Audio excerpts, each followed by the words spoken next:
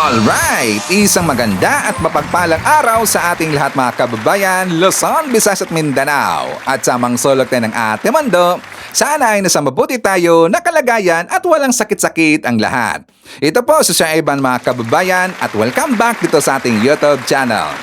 Okay, sa mga kababayan ko, as usual, before tayo mag-start, i-welcome muna natin ang ating mga bagong viewers, mga subscribers at mga followers dito sa ating channel. Thank you so much na nagustuhan ninyo ang ating channel. At syempre, pasalamatan natin ang ating mga viewers na nag-like, also nag-share ng ating mga vlogs at pasalamatan din natin ang ating mga viewers na hindi nag-skip ng ating mga commercials. At syempre, pasalamatan natin ang ating mga viewers na nabamember ng ating channel membership. Thank you so much! At syempre, i-shoutout natin ang ating mga pinalangga na mga legends, ang mga senior citizen. Hello po, kumusta ang lahat? And also, i-greet natin ng happy birthday. Actually, si Ma'am Ella Buyo, siya ay nag-celebrate ng kanyang debut. So, si Ma'am Ella Buyo, nandyan sa Hinundayan, Southern Leyte. Greetings coming from Rosalinda Gali na nandyan sa Washington, D.C., USA. Again, happy birthday kay Ma'am Ella Buyo. At syempre, i-greet natin ng happy birthday ang lahat ng mga viewers na nag-birthday ngayong araw. Happy birthday! At syempre mga kababayan ko, hindi natin kakalimutan, i-acknowledge natin ang ating top 5 commenters, ang ating mga viewers na may maraming na-comment dyan sa baba sa ating comment section doon sa ating last vlog. At nandyan sa ating listahan, ang nanguna po si Joy Manipis. Meron siyang 37 na mga comments. Nandyan din si Shane Sibal, meron siyang 32 na mga comments. Sam Pagita, meron siyang 27 na mga comments. Nandyan din si Phil Macabato, meron siyang 25 na mga comments. And Mar Velasquez Vlog, meron siyang 23 lahat ng mga comments. Okay, so thank you so much. Okay, so mamaya pag-uusapan natin itong si Harry Roque. Pag-uusapan din po natin as usual si Sara Duterte, itong si Zulaika, itong si Marcoleta, pag-usapan natin si Robin Padilla at ang kanyang asawa kasi daw itong si Mariel Padilla, mga kababayan ko, nagnakaw daw. So mamaya pag-usapan natin kung ano ang kanyang dinakaw. At syempre, marami pang iba. But before that, before tayo mag-start sa ating talakayan, syempre atin muna hong i-acknowledge at saka i-announce kung sino ang nanalo sa ating pa-contest ngayong araw na most like comment. So ang nanalo ngayong araw ay galing ho sa comment ni Ding Kalma. Kasi ang kanyang comment ay meron pong 123 lahat na nag-like. So sabi niya, maagang dumating ang karma. Gumising na kayo mga magnanakaw, mga sinungaling at gahaman sa kapangyarihan at pera. At sa mga mayayabang, walang konsensya sa problemang dinudulot sa ating bayan at mga taong bayan. Let's support PBBM. O di ba ang ganda ng kanyang comment? So ang kanyang comment ay meron pong 123 lahat na nag-like. So congratulations kay Ding Kalma. So kay Sir Ding ba or ma'am, I'm not sure kung siya ba babae or lalaki, please message me sa ating Facebook Messenger para maklaim mo ang iyong premyo na 250 pesos ipapadala natin through GCash. Again, so congratulations kay Ding Kalma.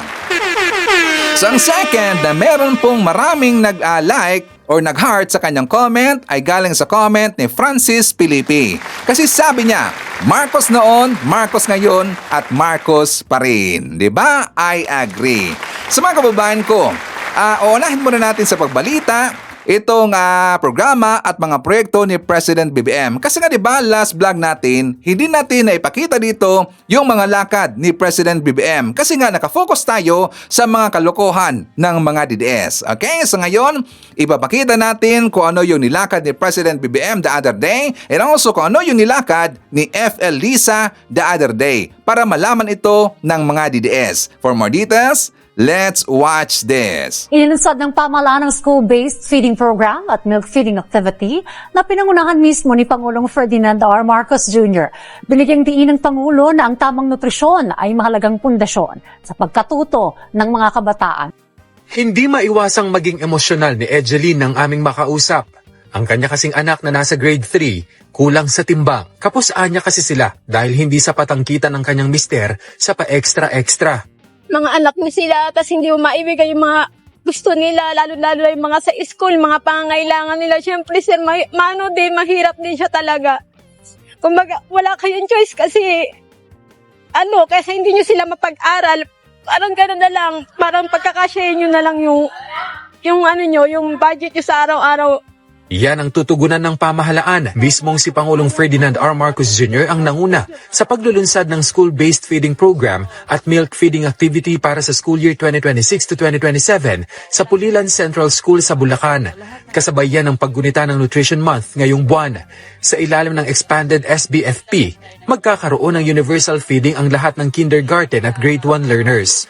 Habang bibigyan naman ng masustansyang pagkain at gatas ang mga mag-aaral mula grade 2 hanggang grade 6 na itinuturing na malnourished. Aarangkada ito sa loob ng 180 days na may 26 billion pesos na pondo.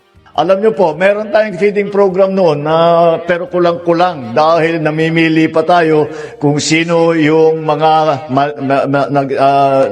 kulang ang pagkain, hindi nakakain ng mabuti, kahit hindi makapag-aral ng mabuti. Natuklasan naman namin na karamihan naman ay dapat talaga pakainin na lang natin, wag na natin piliin kung sino yung mga dapat bigyan at sino hindi kasama sa feeding program at ginawa po natin kagaya ng sabi ni Seksani. Binigyang diin ng Pangulo na dapat tutukan ang nutrisyon ng mga mag-aaral dahil ito ang kanilang pundasyon sa pagkatuto. Paraan din anya ito para maiwasan ang kanilang pagkakasakit, pati na ang pagkabansot o stunting na ayon sa Pangulo ay isa sa mga hamong tinutugunan ng pamahalaan. Ito ay napakalaking bagay para sa akin. Dahil alam naman natin na kung minsan, ang nagiging dahilan kung bakit hindi makapag-aral na mabuti yung mga kabataan ay kulang sa pagkain. At kaya tinanggal na natin yung problema na yan para tiyak tayo na lahat ng mga pumapasok na nag-aaral ay hindi na kailangan alalahanin ang kanilang kakainin, hindi na alalahanin ng kanilang mga pamilya, ang pamahalaan na ang tutulong at ang pamahalaan na ang magpapakain. Kaya tila nabunutan ng tinig si Egeline pati na ang iba pang magulang dahil sa hakbang na ito ng pamahalaan. Sobrang, malaking tulong siya, sir, kasi pag hindi ko sila, halimbawa, sa isang araw, di naman po sa araw-araw ganun hindi ko ma-sustento yung kailangan nila. Dito, may bibigay ng eskwelahan para sa kanila. Dahil hindi naman po namin lahat na i-provide na bilang magulang, na i-provide yung lahat ng gusto niyang kainin. Kaya malaking pasalamat po namin, sir, na nasali po yung isa kong anak. Hirap din po kasi kami. Minsan, 2 beses lang kami. Kung minsan, pinapakain ko pa sa gabi, laki me. Wala kami sapat na pambili ng ulam. Kaya malaking bagay itong feeding. Opo, malaking tulong po. Kaya sa tanghali ko, nakakalibre na po silang kumain. Bukod sa nutrisyon ng mga mag-aaral, sinabi ng presidente na tulong din ito para sa local farmers. Isa pang naging tulong na nangyari dahil dito sa programang ito ay yung mga local na supplier. Yun po ang inuuna namin. Hindi kami bumibili sa mga lalaking grocery. Hanggat maaari, lahat ng ibinibigay ng pamahalaan, hindi lamang dito sa feeding program, pati sa DSWD, lahat po ng ahensya ng gobyerno, inuuna po bilhin ang mga lokal na produkto. Lagdaan din ang Joint Administrative Order sa pagitan ng DepEd at DA. Layunin nito na formal na itakda ang mga balangkas para sa supply mapping, quality assurance at local milk procurement, katuwang ang National Dairy Authority at Philippine Carabao Center. Hopefully, kasi syempre alam niyo naman year to year ang budgeting natin. So kami aapela muli sa ating opisyales at syempre sa legislatura na pondohan ito. Napakagandang programa ho. Pondo namin magagamit namin sa pagbili ng gatas na ibibigay sa DepEd for school feeding. So definitely direct purchase to sa mga farmer co-ops natin at the right price na maging profitable sila. Pinangunahan ni First Lady Liza Araneta Marcos ang formal na paglulunsad ng mas pinadali at mas pinalapit na pagkuha ng NBI e-clearance sa pamamagitan ng eGovPH Super App.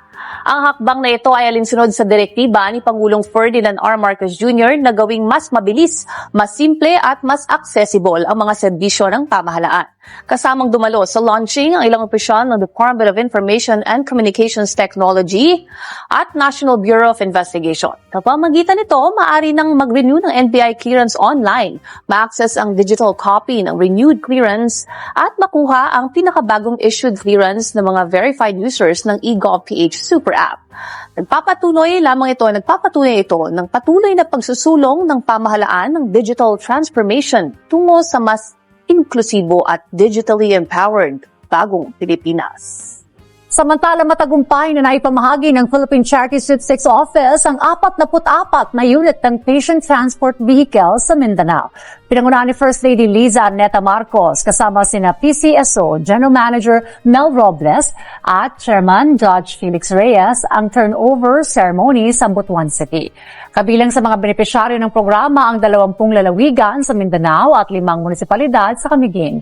Line ito na palakasin ang kakayahan ng mga lokal na pamahalaan sa pagbibigay ng mabilis na serbisyong pangkalusugan at ligtas na transportasyon para sa mga pasyente, lalo na sa mga komunidad na may limitadong access sa pagamutan. Pinangunahan ni First Lady Liza Arneta Marcos ang sinagawang Lab for All program sa Butuan City kahapon, July 7. Handog po ng naturang programa ang libreng laboratorio, konsultasyon at gamot. Bukod sa mga serbisyong pangmedikal, inalapit din sa mga Butuano ng mga serbisyo at programa mula sa iba't ibang ahensya ng pamahalaan. Taong 2023 nang simula ng Lab for All program at umiikot ito sa iba't ibang lugar mula Luzon, Visayas at sa Mindanao. Oh, di ba? Ang swerte talaga natin, no, na mayroon tayong First Lady na katulad kay FL Liza. Kasi nga, last administration ng mga kababayan ko sa panahon ni Digong, wala kasi tayong First Lady. Kasi nga, hindi yun ipinakilala ni Digong as First Lady. Kasi nga, maraming chicks itong si Digong. So itong si President BBM, matino kasi na tao at mapagmahal na asawa. O, di ba? So, ang galing, no? Ang ganda ng ating administration ngayong panahon na to. Kasi nga nagtutulungan si First Lady at saka si PBBM. So, nakita natin na maraming programa si First Lady. Isipin nyo ho, walang mandato sa ating gobyerno si First Lady, kundi tumutulong lang siya sa kay President BBM at meron din siyang ibang mga inisyatibo. Kasi ginamit ho ni First Lady ang kanyang koneksyon, mga kakilala na mga private sector. So maraming tumulong kay First Lady Liza Marcos. Kaya siya ngayon nagkaroon ng mga programa. Tinulungan siya ng kanyang mga kakilala, mga kaibigan na private sector. O di ba? Yan ang maganda. Isipin niyo ho, First Lady yan. Maraming proyekto. Pero itong ating bibi na si Sara Duterte, walang kwenta. Luling hayaw lang. Kasi ang kanyang trabaho, mga kababayan ko, itong si Sara, ay paninira lang kay President BBM. Ang kanyang programa, ang kanyang proyekto, ay kung paano niya mapapatanggal sa pwesto itong si President BBM. Diba? Sakto ba tayo mga DDS? So kahapon, speaking of Sara Duterte, pag-usapan natin itong rally. Kahapon, di ba sabi ko na mayroong mangyayaring rally, ito'y pangungunahan ho ni Pukis. Yung si Pukis na gonggong ho na dating sundalo. So nagkaroon ho ng rally kahapon. Pero nilangaw. Nilangaw na nga, inulan pa. Di ba? Baka siguro kinulang na sa budget. Tapos ang nandun sa kanilang rally, ito daw ay isa din sa pinangungunahan sa anak ni Marcoleta, ni Senator Marcoleta, itong si Paulo. Nandun din itong si Rowena Guanzon. So, example mga kababayan ko, itong pinag-iingay ni Guanzon talagang pinagtatawanan ho ng taong bayan. Ito ang kanyang example sa kanyang speech. BBM, hindi kami bangag! Hindi kami bangag! Hindi kami bangag! Hindi kami bangag! Hindi kami bangag! BBM, hindi kami bangag! Alam namin na ikaw nagpakulong kay Senator Rodante Marcoleta! Hindi kami bangag! Alam namin ikaw nagpakulong kay Mike Defensor! Alam din namin dahil hindi kami bangag na pinoproteksyonan mo ang anak mo na si Sandro. Kaya mo pinapatigil ang mga investigation ni Senator Marcoleta sa Blue Ribbon. Hindi kami bangag, BBM.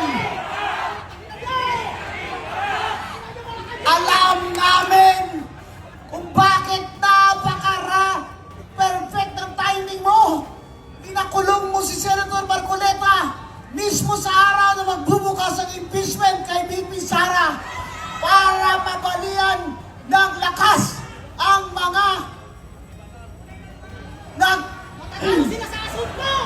ang mga nagmamahal kay VP Sara at hindi naniniwalang nagnakaw siya sa kaban ng bayan.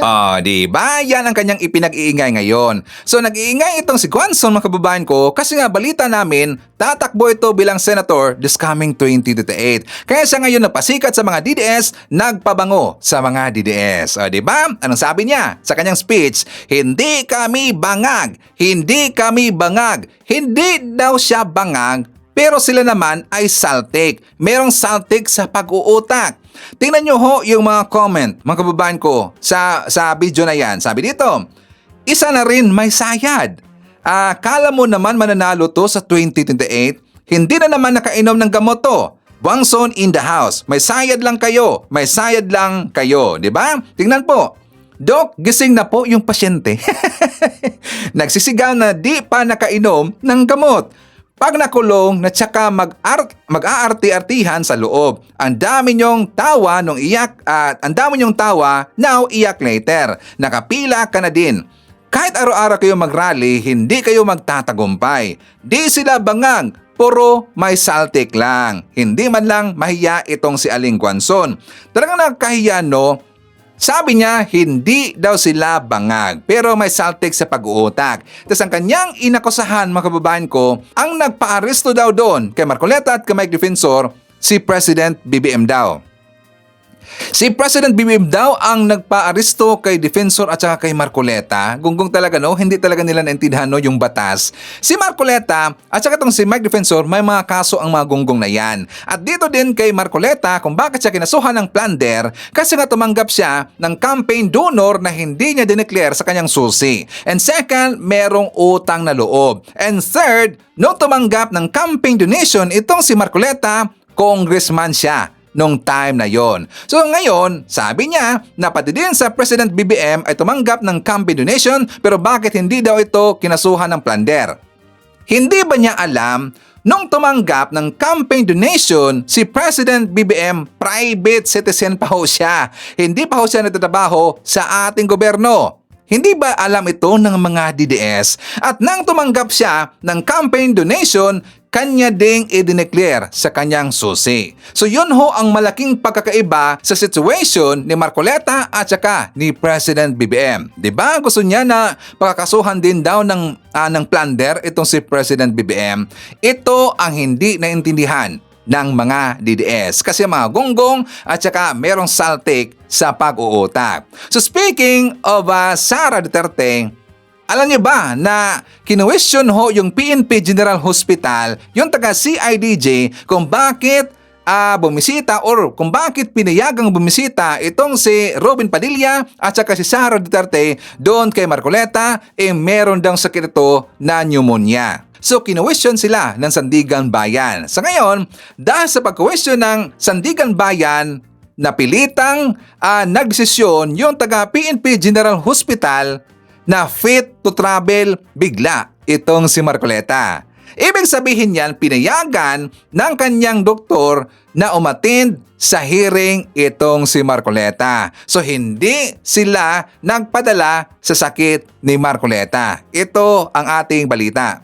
Bumubuti na ang kalagayan ni Senador Rodante Marcoleta matapos ang ilang araw na pananatili sa PNP General Hospital.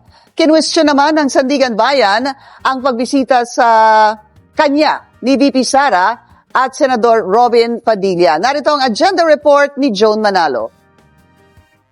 Fit to travel na raw si Senator Rodante Marcoleta at pwede na rin siyang personal na humarap sa korte basta't magsuot lamang ng face mask sa loob ng courtroom.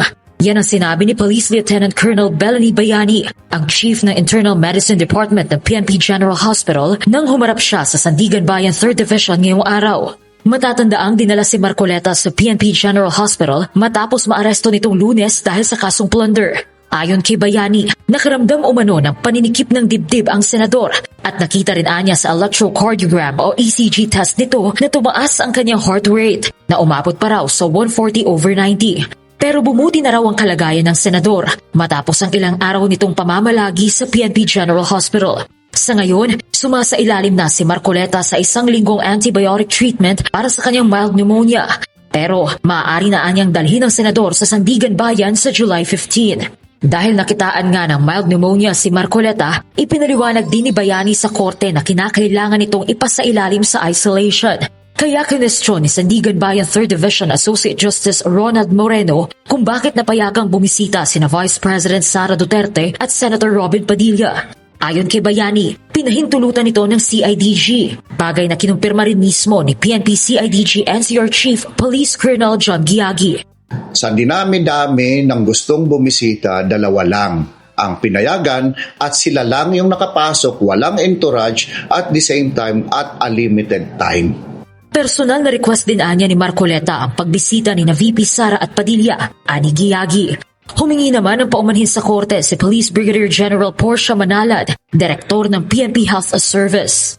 I'm just saying about the lapses that we forgot to say na kailangan nakamask sila because of the condition of the senator. Yun lang yung hiningi ko na apologize kasi yun lang yung coverage ko. But we'll talk about the resting, kung anong nangyari, sino papayagan. It will be for the CIDG to resolve. Kinumpirma rin ni Manalad na ipinadaan sa CIDG ang pagbisita ni na VP Sara at Padilla. Pero nang tinanong kung nakasuot ba sila ng face mask, during that time, I didn't call that. makikipag-ugnayan na anya ang PNP General Hospital at PNP Health Service sa CIDG para limitahan ang mga pagbisita kay Marcoleta. At handa raw silang sundin ang mga ipag-uutos ng korte pagdating sa magiging confinement ng senador. Ayon din kay Giagi, lilimitahan na nila ang mga pwedeng bumisita kay Marcoleta. Actually, nire-restrict nga natin kasi nga may pneumonia. Kasi syempre, sinasabi nga natin, mababa na yung immune system niya, kaya nililimitahan natin yung visitors niya at the same time yung tagal ng pagbisita doon sa kwarto niya, doon kay Senator Marcoleta. So as not to endanger or mapalala pa yung kanilang kondisyon. Isa rin si Giagi sa mga pinatawag ng 3rd Division ngayong araw para magbigay update sa kondisyon ni Marcoleta. Inatasan naman ni Sandigan Bayan 3rd Division Chairperson Associate Justice Carl Miranda ang PNP General Hospital na magsumite ng daily notarized medical reports ni Marcoleta hanggang sa siya ay maaari nang dalhin sa korte para sa arraignment nito. Sasailalim din si Marcoleta sa medikal na pagsusuri ng UP Philippine General Hospital sa loob ng 3 araw, alinsunod sa utos ng Anti-Graft Court para malaman kung kailangan pa ba nitong manatili sa PNP General Hospital. Diba? So tuloy na tuloy ang trial or hearing ni Marcoleta. So ngayon, dahil napag-usapan natin o nabanggit natin si Robin Padilla, i-insert na natin itong si Mariel Padilla. Kasi nga merong kumalat na balita, mga kababayan ko, meron palang inutinan na graduation ceremony itong si Mariel Padilla. So napansin doon na meron siyang suot-suot itong si Mariel Padilla na academic regalia. So ngayon, kinuwestiyon siya ng taong bayan. Kinuwestiyon siya ng mga netizen. So kinuwestiyon din siya ng mga taong nagpuntahan doon. So sabi dito, Mariel faces questions over academic regalia. Showbiz personality Mariel Rodriguez Padilla was questioned for wearing academic regalia despite Alice Lee not having the credentials to do so. Ano ba ang credentials ni Mariel kung bakit siya nagsuot ng ganyan, mga kababayan ko? Kasi hindi lang naman ang mga netizen ang nag-question dito, pati din yung mga nandun. Kasi hindi nila alam or talagang wala silang idea kung ito bang si Mariel ay nag-graduate doon sa eskwelahan na yon, ano ba ang kanyang kinuha na kurso, or kung ano ba ang kanyang academic doon, kung bakit siya nagsuot ng regalia. Diba? So malaking question yan. At may nabasa ako, mga kababayan ko, doon sa comment ng balita na yan na ninakaw daw. Ninakaw ni Mariel Rivera, ni Mariel Padilla ang kanyang credentials. So yan ang kanyang ninakaw, ang credentials. Kasi ibig sabihin, mga kababayan ko, kapag ikaw ay magsuot ng ganyan na regalia, ibig sabihin meron kang credentials. Diba? Sakto ba si Sir Ivan? So ngayon, questionable ito at dapat itong sagutin ni Mariel Padilla kung bakit siya nagsuot ng ganyan. Diba? Parang nahawa na rin no, sa mga DDS magnanakaw. Ito si Mariel, magnanakaw ng credentials. Okay. So anyways, dito tayo ho tungkol sa nangyaring rally kahapon. Ipapakita ko sa inyo itong vlog ni Top 1. For more details, let's watch this. Wala na yata talagang naniniwala dito sa mga Duterte at supporters nila mga tol maliban sa kanila. Sila-sila na lamang. In short, pati kalikasan, mukhang hindi na po sila pinapakisamahan. Biruin ninyo, hindi lamang ngayon nangyari po ito sa mga nakalipas na pagkakataon, kada magrarally itong mga Duterte supporters, lagi silang inuulan ng napakalakas. Ngayon, inuulan na naman ng napakalakas diyan po sa Liwasang Bonifacio. Ano ang ibig sabihin nun? Pati kalikasan hindi sumasang-ayon sa kanila. At sabi nila, the big one daw, napakarami daw. Tingnan nyo naman mga tol kung ilan po as of this moment yung mga dumalo diyan po sa Liwasang Bonifacio. No? Ito po ay kuha ng Manila City DRRM. Kasalukuyang sitwasyon sa Liwasang Bonifacio kaninang mga alas 4 po ng hapon sa Maynila as of 4 p.m. kung saan ginaganap ang rally ng United People's Initiative. Ilang piraso lang, no? Di nga yata umabot ng 1,000 ang mga ito. Tapos, sa iba pang mga kuha ng photo, yan same almost lang yung shot, ano? Pero dito, mula naman po ito sa balita ng DWAR Abante Radyo. Umabot na sa mahigit 800 katao ang dumalo sa kilos protesta ng United People's Initiative sa Liwasang Bonifacio nitong alas 4 ng hapon ayon sa pagtaya ng Manila Police District. At sabi nga nila, ito daw po ay lalahukan ng Iglesia ni Cristo. Pero mukhang wala naman po tayong nakitang mga senyales ng Iglesia ni Cristo sa kanilang mga damit. O yung mga bandila na iwinawagayway po dyan o yung mga symbol na iwinawagayway po nila dyan. Pero meron pong kapansin-pansin sapagkat ito po ang kulay ng Iglesia ni Cristo no? Pula, berde at puti. Sa balita po ng ABS-CBN News, pananagutan ng panawagan ng mga individual na lumahok sa rally kontra korupsyon ng United People's Initiative sa Liwasang Bonifacio. Ito pong United People's Initiative, ito po yung grupo na pinamumunuan nitong si retired General Romeo Poquis, no, na kumakaharap po sa kasong cyber libel at saka paglabag sa Article 154 ng Revised Penal Code o pagpapakalat po ng fake news. Ito po yung mga nakalagay sa placard nila na may kulay po na red, green, and white. Hindi Iglesia ni Cristo. No? Wala tayong nakikitang miyembro ng Iglesia ni Cristo. Kaso lang yung kulay ng Iglesia ni Cristo mukhang ginamit ng ilan sa mga rallyista po dito. BBM! Tama na, sobra na, bumaba ka na. Naku ng tetang na yan. Pabababain ninyo. Tapos ang ipapalit ninyo yung vice-presidente na ang isipan kriminal. Ngayon kumakaharap sa impeachment trial. Hindi lamang isang artikulo, kung hindi 4 na artikulo.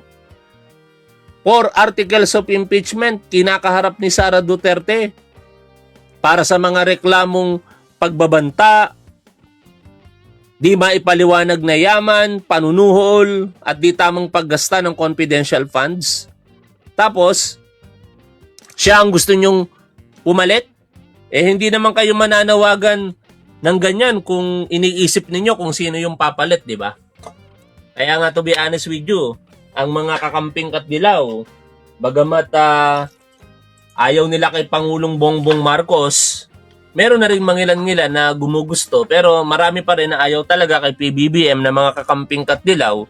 Pero wala silang magawa. Kasi alam nila na kapag sila'y nanawagan sa pagbibitiw ni Pangulong Bongbong Marcos, ang papalit yung mas kinaiinisan at kinaayawan po nila. si Sara Duterte. Ito pa. Mga ospital, walang gamot dahil budget binulsa ng mga kurakot. Hindi po totoo yan. No? Sa katunayan, ngayon nga lang sa gobyernong ito, nagkaroon po ng zero billing sa mga public hospital. Diba? Saang gobyerno ka nakakita na kapag ka ikaw ay na-ospital sa pampublikong hospital, wala ka nang babayaran, missing kong duling, ika nga. Tanging nasimulan yan sa panahon ng ating Pangulong Bongbong Marcos. Tapos palalabasin nila na walang kwenta ang medical programs ng administrasyong ito. Sa katunayan, ang dami na nga pong pinasinayaan ng ating Pangulo ng mga programa na may kaugnayan sa usaping pangkalusugan. Yung isang malaking building diyan po sa Quezon City, ano ba yon? Kidney Center ba yon? Hindi ko maalala yung partikular na tawag O pinasinayaan kamakailan lamang ni Pangulong Bongbong Marcos. Ilang palapag po yun. Kaya itong mga sinasabi ng mga tao na ito, hindi ko alam kung ito po ba ay alam talaga nila o pinahawak lamang sa kanila. Pero ninyo, hahawak ka ng mga ganyang placard tapos hindi mo alam kung ano ang nangyayari talaga sa gobyerno. Lumalaban sa flood control, kulong. Kumita sa flood control, safe. Saan banda? May prosesong pinagdadaanan. Yung lumalaban sa flood control na sinasabi niyong si Rodante Marcoleta, nakulong siya, hindi dahil sa flood control kung hindi sa pagtanggap ng 75 million pesos. Saan ka naman nakakita, kongresista ka, tatanggap ka ng 75 million pesos? Tapos, hindi mo idideklara sa iyong yaman? Hindi mo rin idideklara sa iyong gastos sa pangangampanya?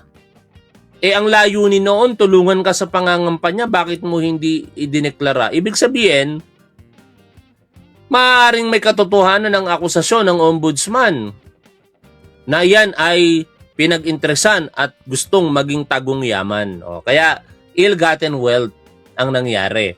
Nauwi tuloy sa kasong plunder at nandamay pa. Dinamay pa ni Marcoleta yung kanyang mga donors. Si Mike Defensor, Joseph Espiritu, Aristotel Biray. Si dating Senador Bong Revilla, nakakulong na dahil sa flood control. Kakampi ng administrasyon. Walang sinisanto, walang sinisino. Si Jinggoy Estrada, nakakulong na rin. Naging kalaban nga lang ng administrasyon. Itong sina Joel Villanueva, Chis Escudero, Martin Romualdez, nagpapatuloy ang investigasyon na isinasagawa dyan ng ombudsman. At kinalaunan, naniniwala ako makukulong din ang mga yan. Ang dami-dami ng mga nakulong. Ang mag-asawang Diskaya, ang dating sekretary ng DPWH na si Manuel Bunuan, ang mga DPWH district engineers, ang dating, bagamat nailagay sila sa witness protection program at naging state witness, itong si Yusek Bernardo. Pero hindi rin natin sure kung talagang totally absolved na yan sa mga krimen. Di umano na nagawa nila kasi hindi naman porket state witness sila dito sa Bulacan, state witness din sila sa Mindoro o kaya yung iba pang mga lugar na maaaring sangkot sila. Malalaman po natin yan lahat. Wag nilang palabasin na walang ginagawa ang gobyernong ito. Pondo ng PhilHealth para sa may sakit sa bulsa ng mga ganid nakasilid, walang katotohanan. Hindi po totoo na yung pondo ng PhilHealth binulsa ng mga balasubas. Yon ay naibalik na nga sa PhilHealth. Kasi ang intention sana doon ng gobyerno magamit sa ibang kaparaanan para hindi po natetenga yung pondo. Para mas magagamit at maging kapakinabangan pa sana ng mga kapwa natin Pilipino. Pero, syempre, pinag-utos ng partikular ng Korte Suprema na hindi tama yung paglilipat. Pero wala namang illegal doon sa ginawa. Otherwise, Sana nakasuhan. Kung sino man yung mga nasa likod noon, binasura nga ng Korte Suprema ay ng Ombudsman yung mga reklamo laban kina Executive Secretary Ralph Recto, di ba? No? Kaya itong mga pinagsasasabi ng mga reliyista na ito diyan po sa Liwasang Bonifacio ngayon, lahat po iyan, naratibo lamang nila para siraan ang kasalukuyang gobyerno. Para palabasin na walang ginagawa ang gobyernong ito at para mapabuti kuno yung Vice Presidente na sa katotohanan humaharap sa impeachment trial. Yon, hindi maikakaila. Paano niya ikakaila yung articles of impeachment sa pagbabanta? Yung mismo mga abogado niya nga, inamin na mismo sa pamamagitan ng pagpapalabas ng video ni Zuleika Lopez. Hindi direktang inamin, pero the moment na ipinalabas nila yung video ni Zuleika Lopez, ibig sabihin nun, ina-admit nila na may video na ganoon at bahagi ng video na yon yung kay Zuleika Lopez at kaya nga daw po nagawa ni Sara Duterte dahil doon sa panggigipit di umano kay Zuleika Lopez at pagbabanta sa buhay ni Sara Duterte. O, di ba? Walang denial, wala man lang ibang ginawang pagdepensa kung hindi sabihin na justified daw yung action ni Sara Duterte. O, di ba? O. Tapos ang masakit na katotohanan ngayon dito, mga tol. Sa bagay, hindi naman tayo taga City of Manila. Pero ang kawawa dito, mga taga City of Manila na nagbabayad ng buwis sa Manila. Biruin mo, imbis na itong mga taga Manila City Hall, yung mga kawani po ng City Government of Manila, nakakapag-focus sa kinakaharap po nating pagsubok sa kalikasan ngayon. Yung dala po ng bagyong Inday or yung hanging habagat. 'Di ba? Pinaghahanda po ang ating mga kababayan para sa isang malakas na pag-ulan. May mga na-receive nga akong message mula po sa NDRRMC na merong mga warning signs at pagbuhos ng malakas na ulan. O, tapos andito ngayon yung mga kawani ng Manila, sila pa ang inaasikaso. Imbis na nakakapag-focus sa ibang mga bagay, nandyan sila ngayon, binabantayan sila, tinitingnan ng kanilang kalagayan, hindi talaga naiisip ng mga Duterte supporters na ito yung nararapat no? Gasino na lamang muna lang ipagpaliban yan kung talagang nag-iisip ng tama ang mga ito. Alam nilang merong mga pag-ulan, bagyo, hanging habagat na maaaring magdulot ng pinsala sa ating mga kababayan. Pero inuuna pa nila yung pamumulitika. Sabi na nga ng binobos nila at pinupuo nila na si Sara Duterte, di ba? Tigilan daw muna ang pamumulitika, pero tingnan nyo itong mga to. Panay pamumulitika.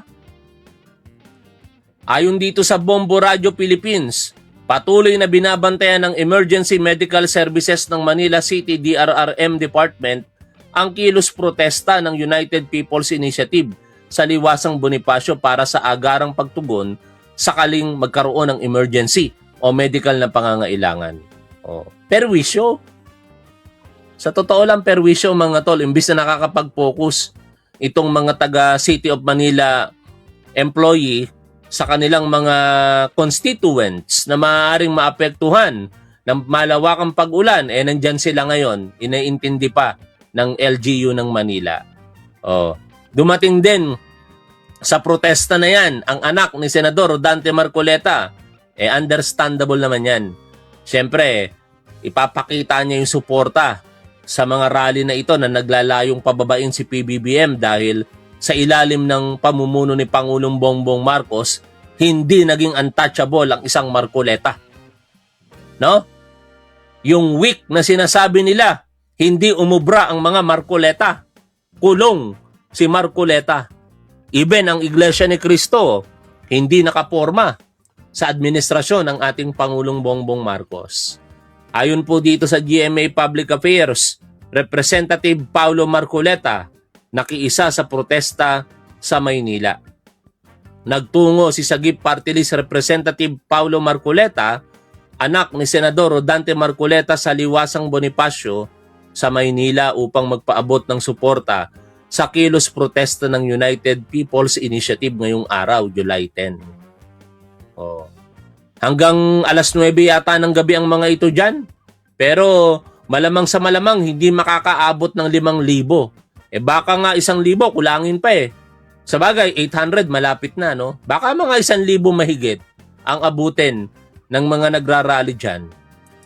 Pero siyempre, sa kabila ng mga rally na yan, hindi naman nagpapakakampante ang ating otoridad. Dahil alam nyo naman, itong mga Duterte supporters, iba ang isipan ng mga ito. No? Mga demonyo ang pag-iisip ng ilan dyan eh. Pagka nakakita ng pagkakataon, sasamantalahin nila. O kaya ang PNP sa pangunguna ng ating Chief PNP na si General Jose Nartates Jr., nagdeklara po ng full alert, no? Partikular dito po sa National Capital Region. At kaugnay niyan, lahat ng entry point diyan po sa Malacanang ay naka-lockdown. Sa balita po ng Daily Tribune, Palace lockdown before rally. Concrete barriers, razor wire, and container bans block roads leading to Malacanang Complex in Manila on July 10 as authorities tighten security ahead of an anti-corruption protest at Liwasang Bonifacio organized by an interfaith group. Pero alam ninyo mga tol, itong ginagawa ng mga grupo po na ito, ang tunay na layunin yan, i-divert ang atensyon ng public mula po sa impeachment trial na kinakaharap nitong si Sara Duterte. Pero hindi sila nagtatagumpay.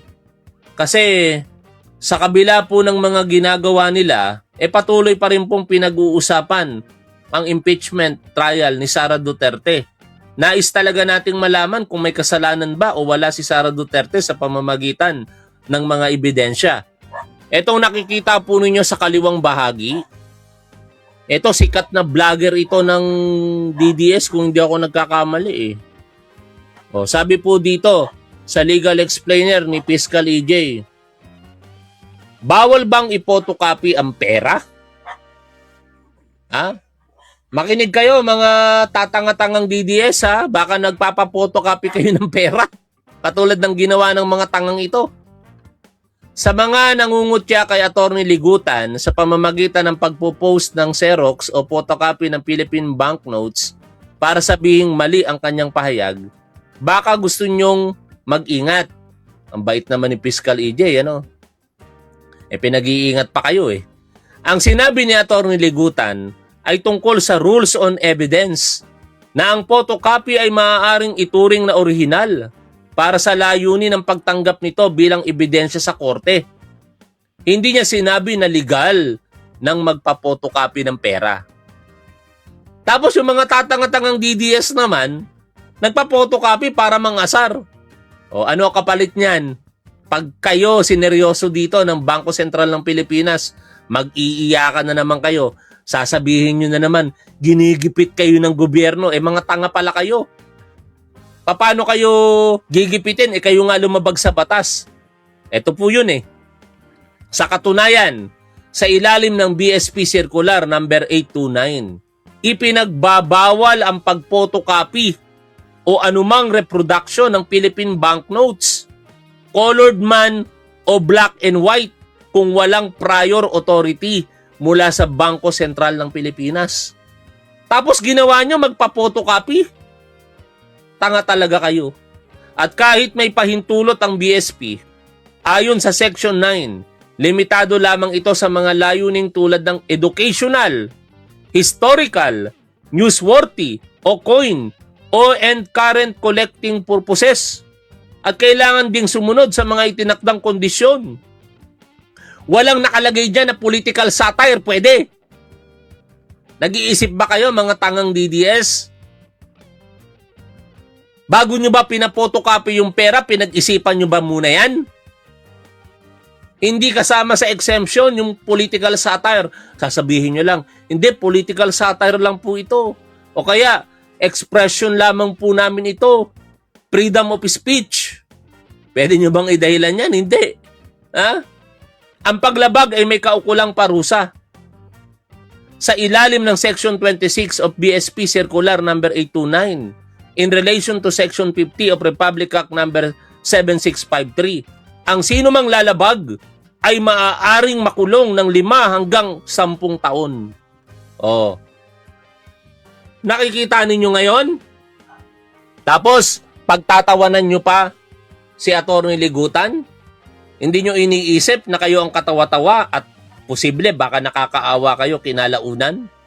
Habang sinusubukan ninyong kutyain si Atty. Ligutan ayon kay Fiscal EJ pa, gamit ang photocopies ng banknotes, tahasan naman kayong lumalabag sa BSP regulations. So, bago mangutya, mag-research muna para hindi makasuhan. Ha? Sana mga DDS, hindi kayo makasuhan. Kasi pag sineryoso kayo dito ng Bangko Sentral ng Pilipinas, makakasuhan talaga kayo. Tapos, iiyak-iyak kayo dyan. Ang isisigaw ninyo, ginigipit kayo kasi critical kayo sa gobyerno. Walang problema sa pagiging critical sa gobyerno kung kayo sumusunod sa batas. Nasa demokrasya tayo. Pwede natin i-express ang ating mga saloobin laban sa gobyerno basta sa tamang kaparaanan. Ang problema sa inyo, express kayo ng express ng nararamdaman ninyo, lumalabag naman kayo sa batas, anong gusto nyong gawin sa inyo? Exempted kayo? Above the law ba kayo? Wala yung pinagkaiba sa mga nakasuhan ng cyber libel Katulad nila Jay Sonsa, katulad nila Jeffrey Celis, ng mga 18 marites at nadagdagan pa, Levito Baligod at iba pa. Kung ginamit nyo lamang yung tamang kaparaanan sa paglalabas ng inyong mga saloobin, hindi kayo sana haharap sa kaso. Katulad ng ginagawa namin. Kinikriticize ko dito ang mga Duterte. Pero lumalabag ba ako sa batas? Wala. Wala akong nilalabag sa batas dito. Kahit sabihin kong mamamatay tao si Rodrigo Duterte, hindi ko nilalabag ang batas kasi nakalagay sa balita, inamin niya mismo na siya'y mamamatay tao. Kapag sinasabi kong tinawag ni Ramon Tulpong baliw si Sara Duterte, may paglabag ba sa batas? Wala. Kasi mababasa natin na pinost ni Ramon Tulpo at tinawag niyang baliw si Sara Duterte. Kapag sinabi kong nambugbog ng tao o bugaw itong si Congressman Paulo Duterte, may nilalabag ba akong batas? Wala. Dahil nilaman ng balita na noong February 2025, binugbog di umano nitong si Pulong Duterte na nakita sa CCTV ang isang bugaw. Yun yung mga punto. Pwede nating i-express ang ating kritisismo kahit kaninong politiko, pero dapat isinasaalang-alang po natin yung ating pagsunod sa batas. Hindi mo pwedeng i-exercise ang iyong karapatan nang sinasaklawan mo naman ang karapatan ng iba. Ako, nung nagtuturo pa ako, lagi kong pinapaalala yan sa mga estudyante ko. Para hindi kayo magkaproblema, tatandaan nyo lagi. Ang karapatan natin, hindi dapat sasaklaw sa karapatan ng iba. Kasi matatapos ang karapatan na yan kapag sumaklaw sa karapatan ng iba. Saka basic, kung hindi mo alam ang batas, hindi naman tayo abogado Hindi natin kabisado ang batas. Pero basic, lagi mong gawing pamantayan sa sarili mo. Isipin mo lagi, kapag sinabi ba sa akin to, anong mararamdaman ko? Kapag ginawa ba sa akin ito, anong mararamdaman ko? Kapag ang sagot, masasaktan ang damdamin mo, masasaktan ka physically, may paglabag sa batas, kaya wag mong gawin yon sa iba. Pero ano ang ginagawa ng mga Duterte supporters po na ito? Hindi nila iniisip yung kanilang mga sinasabi muna. Meron pa nga dyan, ewan ko kung totoo. Ang sabi, nabugbog daw ng kapwa Duterte supporters Kasi bakit? Ang chismis lang to, ewan ko kung totoo. Yung tinatawag nilang boy lighter, ewan ko kung sino yun. No?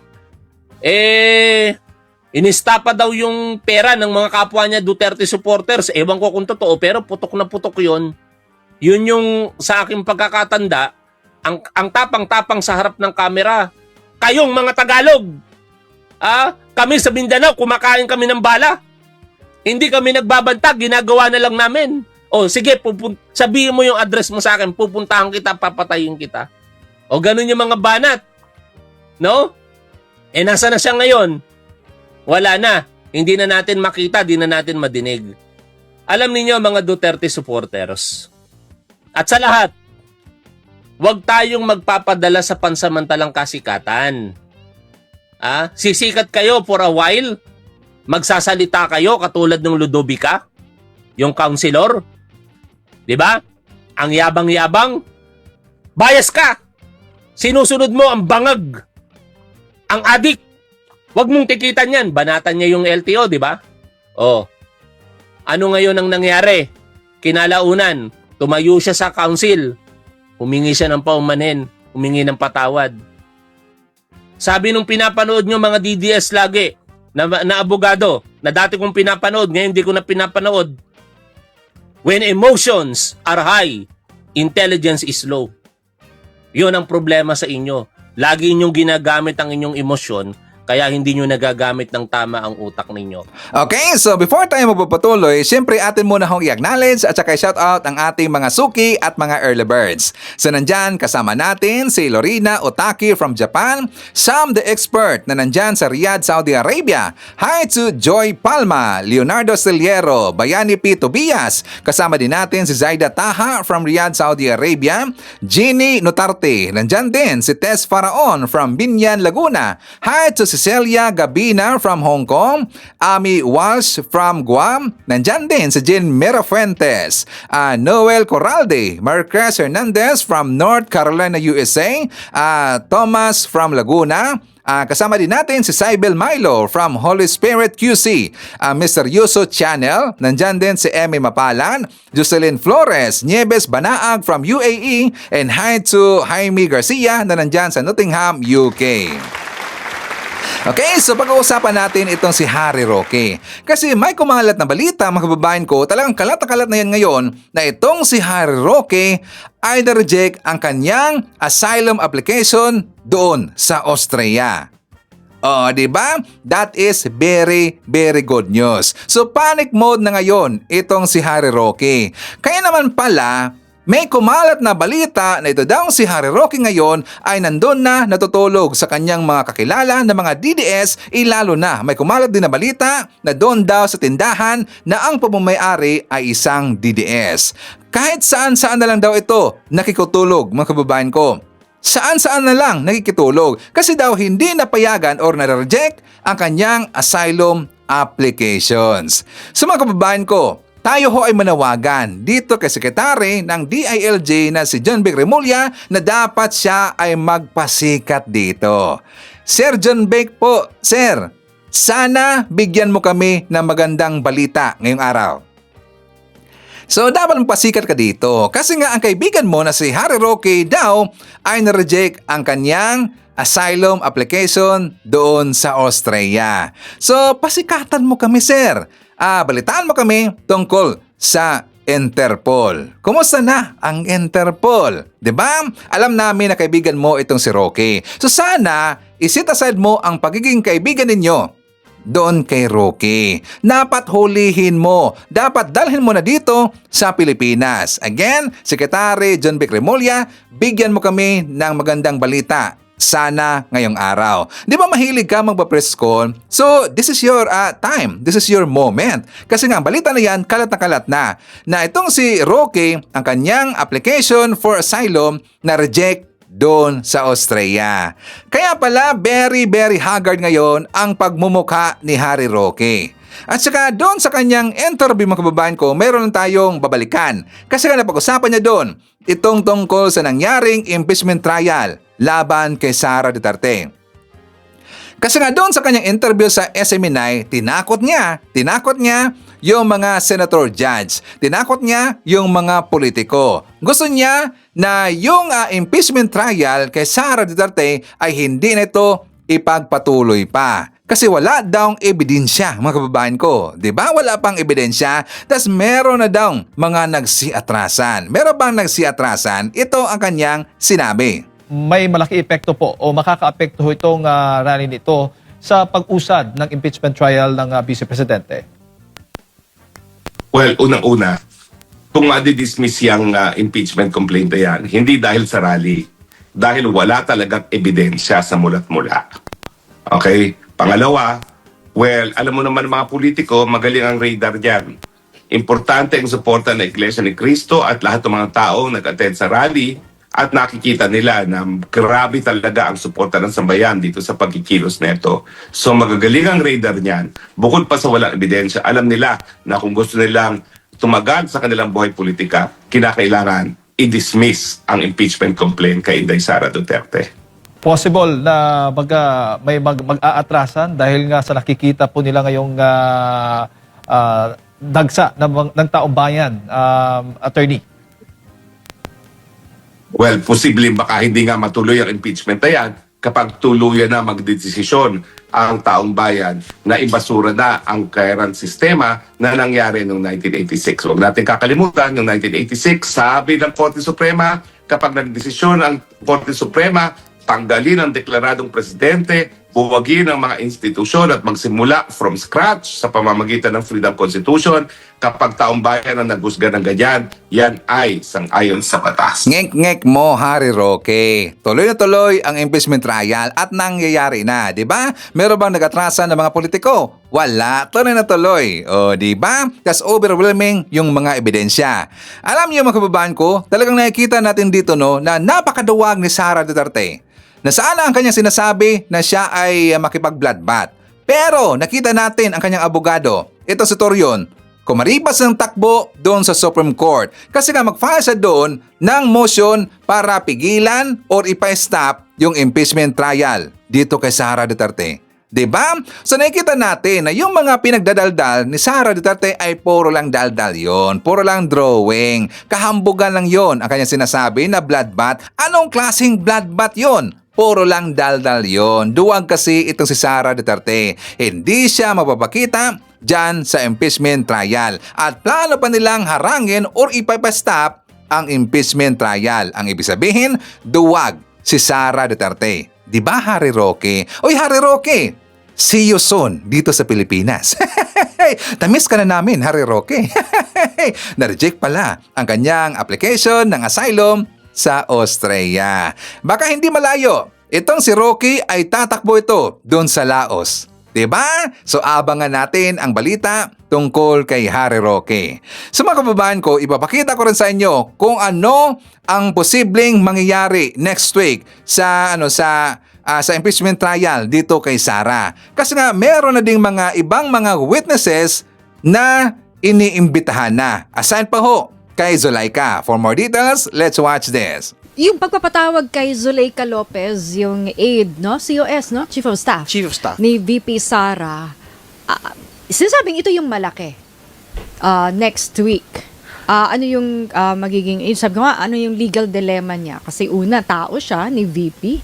At the same time, ang sabi nga niya doon sa ambush interview, paghahanda raw sa Typhoon Inday. Oh. May bagyo ba? Hindi, humina na yung Typhoon Inday. Hindi na siya super typhoon eh. Typhoon na lang siya ngayon. Hindi, parang she was referring sa yun sa kaso ni Inday. Hindi natin alam. Hindi naman niya lininaw yun. Pero katulad na sabi ko kanina sa press con ay kailangan tayo maging mapagbantay sa Typhoon Inday. But anyway, very important ho na pag-usapan yung next set of witnesses. Actually, magkakapantay naman ho yung mga witnesses. So, walang mas malaki or mas mahina na witness po as far as the prosecution is concerned. So, isasalang ho una yung Lotok, no? Ng NBI din po. So, BARM Direct, I think. The Regional Director. So, pag-usapan po ron yung ano pa yung dagdag na detalye dito po sa threats against the President ng atin po nga pangalang Pangulo. So, yun yung unahin. And then, syempre, si Attorney Lopez at si Captain Bello. Yung pong mga Senate, in sequence na... Si Kalilong pilit ginigiba dun sa pagsalang niya eh. May nakita ba kayong nagbibaba credibility, siya? Ano? yung kulang sa training. At saka, kung Terry, yung merito na ba post yun? pa, yung pag-post pa ni dating presidential spokesperson Harry Roque na kung meron daw dapat magpatunay, siya daw yun. O, dito kayo bibreak yung sagot. O, di umuwi siya. Yeah. I mean, if he wants to actually authenticate it, he can volunteer either for the prosecution or for the defense to go to the impeachment trial itself. Hindi ba? So, Which is in a proper venue na. I mean, why not? Hindi ba? If it's, kung feeling niya talaga makakaambag yung pong pag-uwi niya at papakita ho niya sa impeachment proceedings, edi tingin ko malaya naman ho siya. Kausapin niya ho yung defense. Baka sila ho yung pwede salang sa kanya. Doon po sa paglilitis. Pwede ba siyang issuehan ng warrant para humarap sa court, sa impeachment trial? Hindi, meron siya actual na warrant na iba eh. Yun na lang. Yung i-enforce na lang. Tapos pagdating niya dito, pwede siyang ipatawag ng impeachment court. Well, arestuin muna siya. Pagdating sa Pilipinas. Lalong ayaw niya. Kaya hindi umuwi, di ba, Kong Terry? O di, ang totoo, hindi lang naman siya eh. I mean, valid yung authentication na ginawa po ni Mr. Carino. Kasi in the first place, actually, ang pinagtatakaan ng mga tao, why are we going through this entire process of trying to authenticate something na nakita nating lahat? Di ba? Pero yun po kasi yung proseso nung paglilitis eh. Kailangan ho talaga maipakita yung proseso kung paano ho nagkaroon po ng recording. Nung pong press conference po na ito. Si Zulaika Lopez ba witness talaga ng prosecution? Tama, nasa listahan po siya. Nasa pre-trial brief siya, nasa pre-trial order po siya. Oo. Hindi dahil naipasok sa record yung video ni Zulaika Lopez, kaya ipapatawag. Kumaga naka-schedule talaga. Nakahiwalay po talaga siyang salang sa prosecution. At syempre, dahil bilang kasama sa opisina sa OVP, later on, matatanong siya sa confidential fund. Tama. At well, syempre, ultimately, ito po ay talagang tungkol dun sa threats case. No? Kasi yung outburst naman po talaga ang context nun. Yung pong threats emanated from yung pong pagkaka-detain ni Ms. Lopez sa House of Representatives. Anong mayaambag niya sa prosecution? Well, baka pagdagdag siya ng konteksto kung bakit ho nagkaroon ng pagbabanta, di ba? Pero again, kailangan natin mag-clarify na ang pagbabanta ay pagbabanta ay pagbabanta. Ang ibig sabihin nun, walang dahilan under any context na gumawa ng pagbabanta. Walang justification. Di ba? Yung sinasabing, ebidensya ng pag-upa ng hitman. Yung kontrata, di ba? Kontrata. Kailangan daw ipakita. Hindi, irrelevant yun eh. Irrelevant na Kasi yun. hindi naman kailangan ng kontrata para magpatunay ng pagbabanta eh. Ang ebidensya ng pagbabanta ay ang pagbabanta mismo. Malaki ba yung magiging ambag dito ni Zulaika Lopez? Dahil nadudun siya eh. Yung nagbitaw siya ng mga banta na gano'n eh. Posibleng narinig niya. Kasi magkasama sila sa kwarto, di ba? Well, corroborative yun. Pero ang totoo, made na ho yung pagpapakita ng actual threat eh. Nakita na natin sa video yon. So, at the very best, corroborative lang po yung magiging papel ni Ms. Lopez doon sa mga testimonya. Pero hindi siya tatanungin doon sa naging convo ninyo, mga pag-uusap ninyo after that. Yung tipong, totoo bang may plano na pag-usapan nyo? Hindi siya pa rin tanungin sa mga ganon? We will see. No? Siyempre, baka trial tactics na ho yun eh. Oo.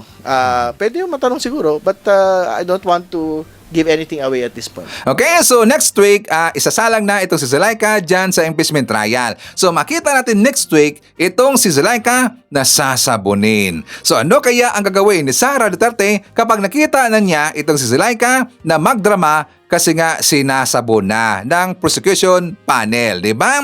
This is getting exciting. Hindi tayo excited na makita itong si Zulaika sa impeachment trial next week, kundi tayo excited kung ano ang gagawin ni Sara Duterte. Baka puputok yung bulkan. Diba? Baka mag-meltdown na naman.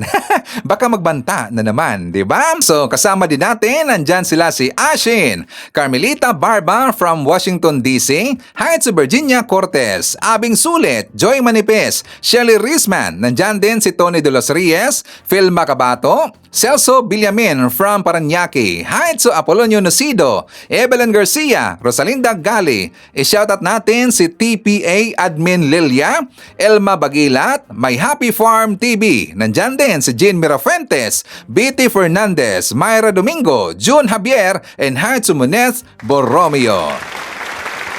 Okay, so mga kababayan ko, ipapakita ko sa inyo itong interview kay Antonio Trillanes. For more details, let's watch this. Ang isang bagay, sir, na natatandaan ng lahat ng tao sa iyo, especially yung may isip na 10 years ago, was when you challenged then Mayor Rodrigo Duterte to go to BPI Julia Vargas. Yes. At mayroon kang mga BPI accounts na sinasabi mo with certain amount, challenging him to waive para ipakita sa mga Pilipino. And ang tingin sa inyo ng mga tao noon, talagang anti-Duterte ka lang. Galit ka sa pagbabago. Failed applicant ka daw, sir, ng Vice President ni Mayor Duterte. Can you explain with us, sir, ano yung sinasabi rin ng mga Duterte na sa totoo lang, kaya galit si Senator Trillanes at tatay ko dahil nag-apply siyang Vice President ng tatay ko? Una-una, napakababaw nun. Imagine mo, you will risk your life. Babangga ka sa isang presidente like Duterte dahil hindi ka tinanggap. No? Pero that's not true. Nag-usap kami ni Duterte April of 2015 na hindi pa siya tumatakbo ng presidente. Pero fino-float na. So gusto lang nung grupo, yung Magdalo, kung sino malaman, makilala ko sino yung susuportahan namin na presidente. So yun. Kaya sinet yung meeting na yun. At hindi ako yung pumunta ng Davao, siya yung pumunta ng Manila to meet with me. Tapos ang entrada niya sa amin, sa akin, sabi niya, Senator, liwanagin ko, hindi ako tatakbong presidente ha. Dapat nga ikaw ang tumakbo kasi magaling ka, mga ganun. Nambobola no? So nagkwekwentuhan lang kami. Hindi ito parang yung sinasabi na nireject ako tapos nagsalita siya. Sabi ko, paano ako i-reject? Siya mismo, December pa siya tumakbo. He was denying until the very last minute. Sa radyo, lahat, hindi ako tatakbo. So, why would I be rejected? So, ganun lang yon. Pero nung very critical yung usapan namin na yun, kasi marami ako natutunan sa kanya na mga krimen na mga ginawa niya, tsaka yung pagkatao niya. Talagang he's arrogantly sharing it with you, sir. Yes. Tapos, lahat yung all throughout the conversation, yung kabastusan, krimen, lahat ng, kung napakita niya sa akin, yung sick mind niya Hindi to pwede. Sabi ko, may topak ito. Sabi ko doon sa grupo, hindi natin to pwede supportan. Buti na lang, sabi niya, hindi siya tatakbo. Kaya, we went ahead in the supported Senator Grace po. Ganun yon. Pero palagi nilang ini-spin. Kasi ito si Digong, yun ang sinabi sa akin. Si Trillanes, nireject ko yan. Oo. Nagnakaw ng kubyertos yan sa Oakwood. Binenta niyan yung Scarborough. Ang dami niyan. Sila naman, pinangahawakan nila yung lahat ng sinasabi. Kaya ganon. Pero through the years, nag-subside na yung mga ganon. Pero ako, sir, ang isa sa pinakahinangaan ko sa iyo, mula 2016, all throughout, presidente na si Digong, and you still really hold your ground, no? Ang lahat ng korupsyon na you are aware of because of some intelligence reports that reach you, hindi ka nag-hesitate na ilabas pa rin to. That's why in 2018, binalikan ka pa rin ng Duterte administration. Hinabol nila, sir, ang amnesty mo, vinoid nila, and then naglabas ng warrant of arrest. Has it ever crossed your mind, sir, na siguro maganda, kampihan ko na lang si President Duterte para tantanan na lang ako nitong mga to? Yun na nga Yun na nga yung counter do sa argument na kaya mo kinakalaban kasi nireject ka. Di hamak na ang laking ginhawa kung kakampi mo si Digong. Bukod sa kikita ka ng bilyones, no? Kasi ganun yung mga kaalyado niya. Hindi ka na iaharas. And bukod doon sa pag-cancel ng amnesty, ilang beses ako pinapatumba niyan Buti na lang may mga bugo-bugo din, may mga PMA din sa PNP na tinitimbre. Sabi niya, pinapatumba ka ni Hindi sila kumakagat. Tapos, meron din sinubukan akong kasuhan ng murder. May affidavit, gumawa ng affidavit na preso, na pumatay siya. Ang sinasabi, ako daw nag-utos. Ganon, ang daming beses noon. Siguro siniswerte pa tayo may ano pa tayo. Kaya hindi natutuloy yung mga ganong plano. Ilang beses, no? Tapos yung isang beses, si Las Cañas, sinutusan siyang itumba ako, no? Patayin ako. Pero siya naman yung naging witness, nag-transformation eh. Kaya, di ba, wala naman sa akin yun. Siguro medyo may mission pa tayo sa Diyos, kaya gano'n. Matanong ko lang, Sir Sunny, no? I mean, before Duterte got elected, we had a presidency under President Noynoy Aquino na yung standard ng statesmanship, yung standard ng level of professionalism, public servant leader, talagang na-embody kay President Noynoy Aquino.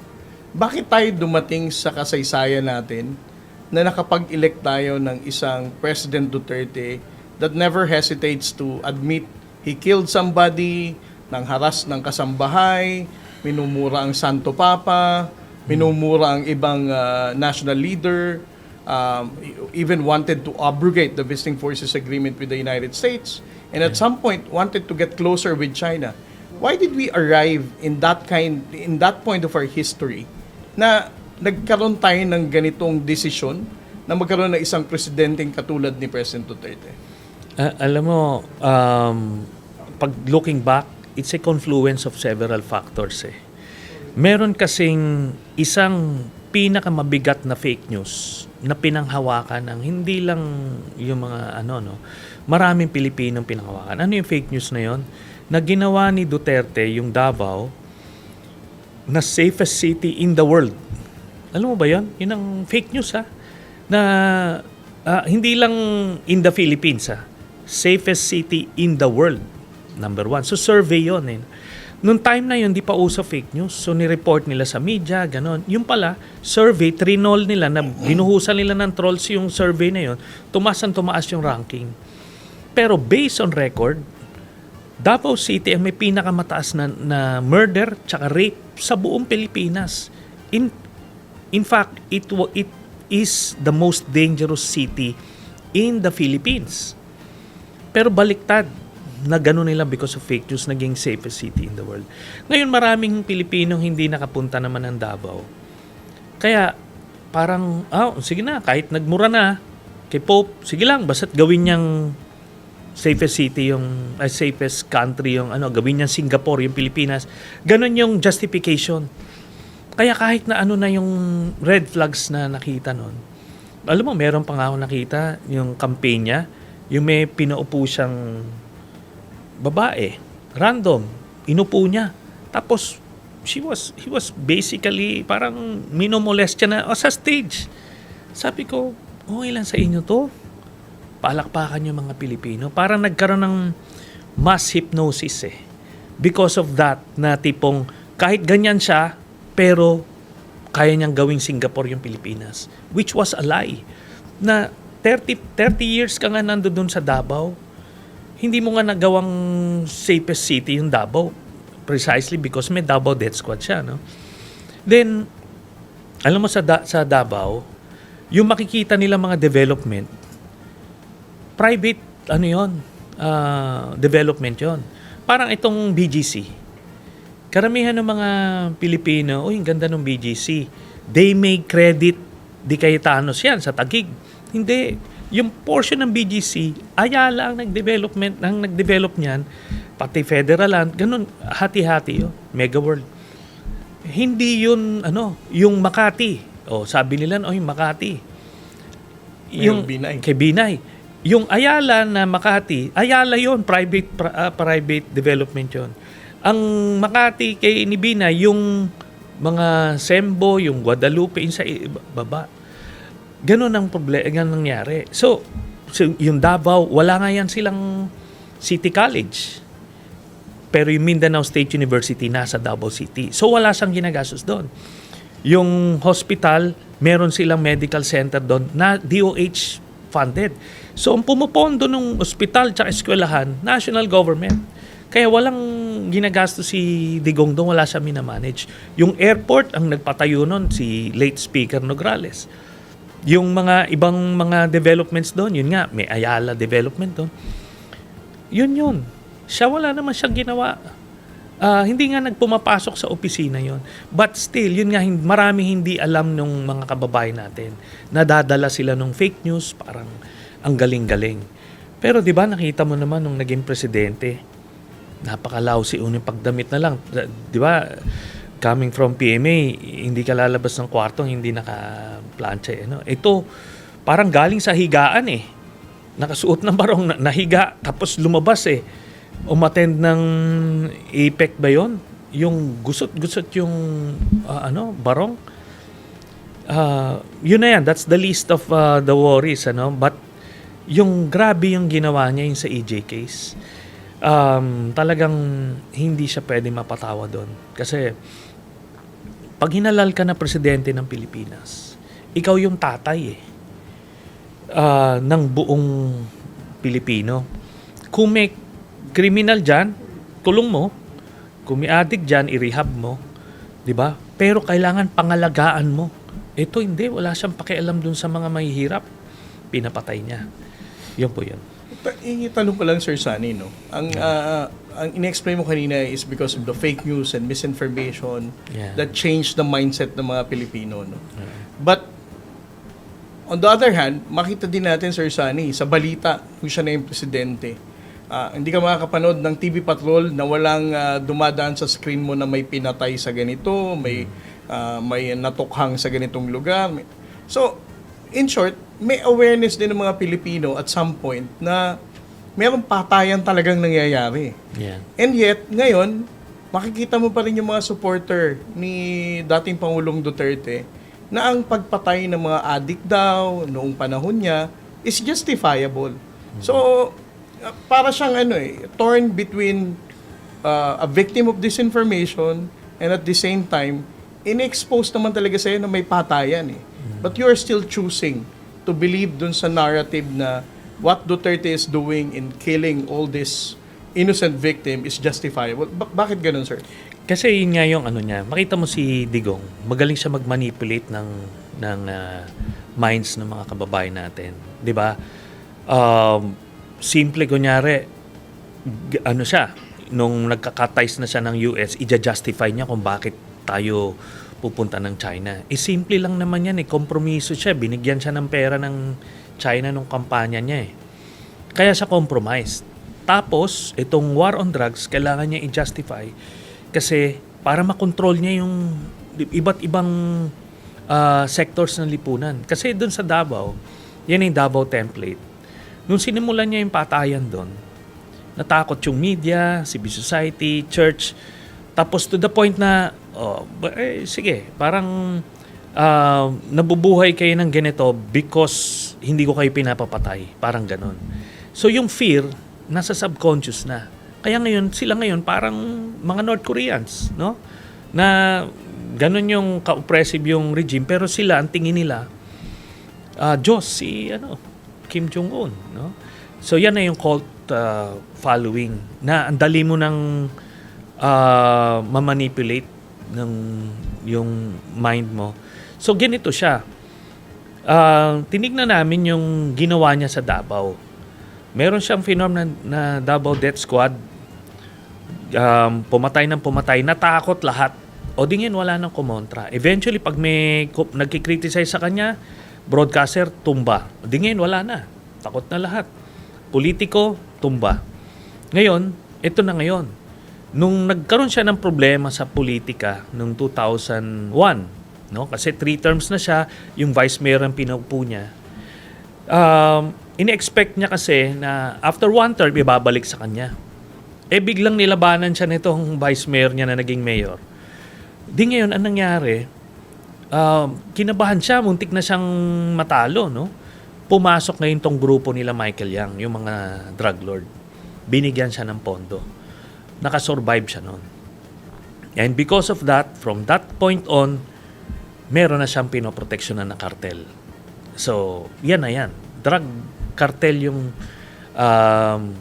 hinawakan ni Digong, pinapatay yung mga kompetensya, tapos ito, nagpa-flourish yung bigay lang ng bigay ng pera. sa kanila itong grupo na to. Yun na nga yun yung bank accounts Oo. So, pag nakita mo yung bank accounts, yung pasok ng pera, ito, galing dun sa Sami Uy.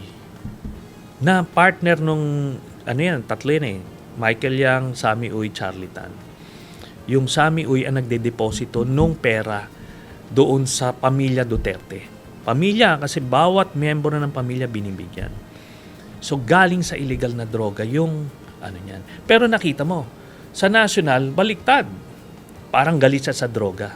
Kasi para mag-cover, para hindi siya pagdudahan. Balikan ko ulit mamaya, sir, yung mga bank accounts. Pero para sa akin, sir, mahalagang part ng usapan natin to.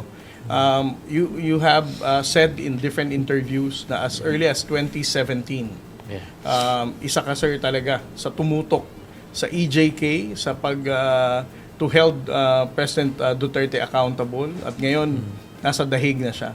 So isa to sa naging effort mo over the years. For the past 9 years, ikaw talaga ang nag-build ng case na to hanggang sa makasuhan na si President Duterte, madali siya sa dahig, and even those other accountables na hinahabol pa ng dahig ngayon. Masasabi ba natin, sir, na yung pinanghahawakan mo mula nung you became an Okud mutineer noong 2003, na you're concerned for the lives of the Filipino people, na we are not supposed to be victims of state-sponsored terrorism, state-sponsored EJK, is primarily the root cause kung bakit until now, that's what you're fighting for. Ganun na nga yun, kasi ganun yung training sa atin sa PMA eh. Di ba? The AFP is the protector of the people and the state. Kumaga, we just took it to heart. Hindi naman mabigat na yun eh, na devotion yun, advocacy. Kumaga, talagang ganun. Alam natin na hindi pwede yan. And in Duterte's case, ginagawa niya yun to cover for the true agenda, which is to monopolize yung illegal drug trade. Tapos, para matakot yung bawat segment ng lipunan. Very effective yun kasi sa Davao, nung nagpatay-patay sila ng mga petty criminals, natakot yung buong Davao, wala nang kumontra sa kanya. Tapos dito, ganun din ang ginawa. Kaya nung time na yun, takot na takot sila. So, ito na nga, yung sa ICC, that's the only resort we have.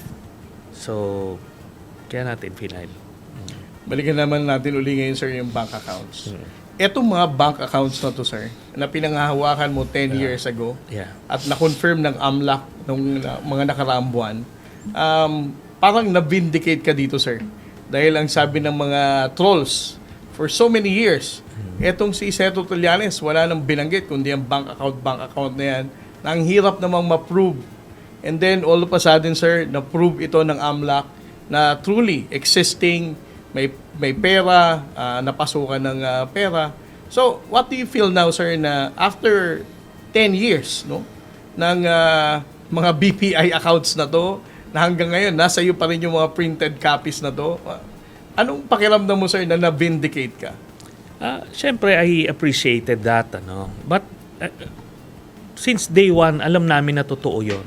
It was just a matter of time na lalabas yun, katotohanan. So, eventually nga na-confirm. Pero hindi pa kami pwedeng magbunyi, kasi we're still in the middle of the fight eh. Kailangan to talaga matuluyan sila. Kasi ito yung aspeto na pinagkakatago-tago nila sa kanilang mga supporters, 'di ba? Sinasabi nila simple lang yung mga Duterte, kumakain sa karinderya, natutulog sa kulambo, ganon. Pero dito bilyones yung pera eh. Hindi lang yun. Galing pa sa illegal na droga. Yun yung pinakang niya eh. Calling card niya na siya, galit siya sa droga. Kaya yun yung mabigat na katotohanan na hindi malunok din ng mga supporters niya na naniwala sila eh. Parang guguho yung mundo nila pagka totoo yung sinabi ko eh. Kaya they need to believe na hindi ito totoo. Pero yung mga moderate supporters niya, marami nang namulat. Talagang things have changed. Yung mga kapit na lang talaga is yung mga diehard, kasi yun na nga, pagka ang alternative pag totoo yung mga sinabi ko, all this time, parang guguho yung mundo nila, alam mo yun? Ayaw nila yun eh. Parang, sige na, they'll just pretend hindi totoo lahat yan. Ito na lang si Tatay Digong ang ano. Some of the bank accounts na inilabas mo, sir, also named Vice President Sara Duterte doon sa mga BPI accounts na yun, sir. Actually, joint account sila. Yun yung pagkakamali ni Digong. Kung hindi sila joint account, hindi magagamit yun ngayon sa impeachment. Pero joint account sila. So makikita mo yung pasok ng pera, 40 plus million, 50 plus million every 6 months eh. So ganun yung nangyari, dividendo ito. Dividendo. Tapos early on, makikita mo, bawat anak, may ano. Joint account, sir? Hindi. Binibigyan ng pera. Yun nga, galing dun sa Sami Uy. Then eventually, ano na lang, bank transfers na lang. Dati managers check eh. Kaya nga may paper trail ito. Itong ginawa nila. So lahat, pati si Kitty tumatanggap ng pera mula sa illegal na droga, mula dito sa drug lord na ito. So, with what is happening right now, sir, alam naman natin lahat, mayroong ongoing impeachment si Vice President Sara Duterte. And of course, ang mga bank accounts niya will eventually be waived, of course, through the impeachment court. No? Yeah. Do you think, sir, na kapag inilabas ang total amount of money na mayroon ang pamilya Duterte and even the Vice President, it will change the impression ng kanyang mga supporter as to who they really are as family? For sure, no? Pero sinasabi ko nga, yung mga cult level followers niya, ay hindi mo na mapapaniwala yon. Kulto na eh, hindi na yon. Pero yung mga moderate na Duterte followers, liliwanag sa kanila. In fact, nung kinonfirm nung AMLAC dun sa Committee on Justice hearing, marami nang namulat na totoo pala all this time. Di ganon. Tapos, ito ngayon, sinabi ng yung na-find out namin hanggang 2016, 2.4 billion ang pera nila Sara dun sa account. Ang nakuha ng AMLAC, 6.7 billion yung lahat ng inflows and outflows yung transaction. Ngayon, kahit sabihin pa nilang, hindi, in and out naman yon. Hindi, tayo makakaabot ba tayo ng ganon? Hindi ba? Yung ordinaryong Pilipino, kahit na buong buhay nila, itanong ko lang, sir, yung 6.7 billion na yan, ilang years of transaction yan? Ang finding sila from 2016 hanggang 2025 yung transactions na yun. Doon mo makikita na talagang marami yung labas-pasok nito. Tapos ang source nito, itong drug lord, yun ang nagpapasok, yun yung dividendo nila eh. Coming from Chinese bank, sir? No. Itong Sami Uy, Filipino-Chinese ito. Si Michael Yang yung Chinese national. Ito yung front nila. Dito kunyari may mga negosyo sa Davao, pero front nung mga drug lord. So siya yon. So BPI din ang gamit. Local banks din. So pero proceeds from illegal drugs yun. Dahil sa crusade mo, sir, not just against Duterte, but against corruption and of course preservation of life, you were a direct victim of misinformation and fake news. And as a matter of fact, sir, I would argue, ito ang dahilan, sir, kung bakit when you decided to have a Senate cam back in 2022, it became very difficult for you. Ngayon ba, sir, do you still believe na ang mga kababayan nating Pilipino, mataas pa rin kasing taas ng level ng comprehension nila sa pag-alam kung ano ang tama at maling impormasyon, or ngayon, mas ma-aware na ang ating mga kababayan? Ito, ganito kasi ang nakikita ko ngang phenomenon yung sa social media. Yung pambubudol, yung fake news. Pagka ikaw nabudol ka, kaninong fault ba yon? Is it your fault? or yung mambubudol lang may kasalanan nun. 'Di ba? Marami yan sa mga online shopping eh. Bibili sila doon, maloloko ka eh. At hindi lang ito yung mga walang ganong natapos sa pag-aaral, kung hindi pati yung mga professionals. Would you believe, karamihan ng mga botante ng professionals supporter ni Duterte. Ganun yan. Sila ang nagpalakas kay Duterte. Pero nga, ang point nito, kaninong kasalanan yun? Kasalanan yun, primarily, nung kandidato. Kasi kung masamang tao ka, at wala ka naman maayos na hangarin dito sa ating bayan, ba't ka pa tatakbo? Di ba?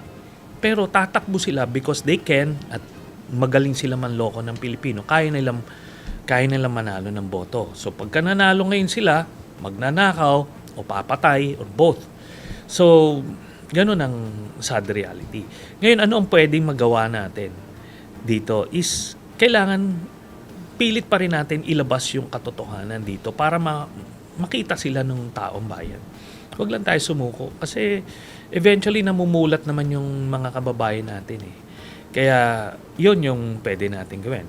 Kaya makita mo si Duterte noon, ayaw niya ng mainstream media. Kasi mainstream media may journalism ethics yan eh. Talagang grabe yung research niyan.